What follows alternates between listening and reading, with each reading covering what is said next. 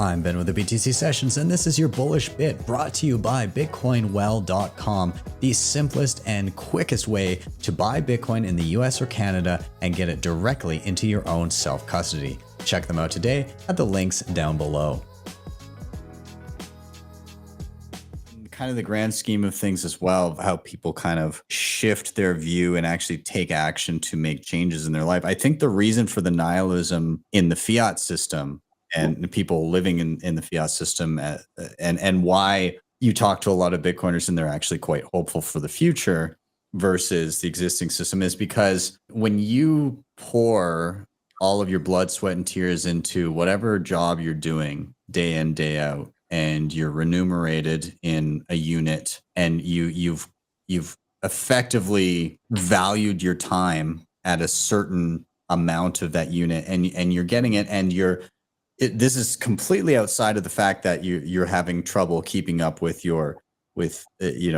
standard of living and everything. But technically what you're doing is when you spend all your time to earn a money and then you go and spend it, you're kind of communicating your values when you do that, right? You're saying all of this time that I could have been doing anything else, I did it so that I could earn this money so that I could spend it on the following things. And so you're kind of in a way communicating value through that. And you expect to see, to a degree, some of your values reflected back at you from society, right? Like you've had an impact on the world through building up some sort of wealth and then doing something, and you expect at least some of your values to be reflected back at you. But when you have a mechanism through which somebody can effectively undo all of those communicated values at the flip of a switch, at the push of a button, and basically print away everything, and you're actually debasing the desired society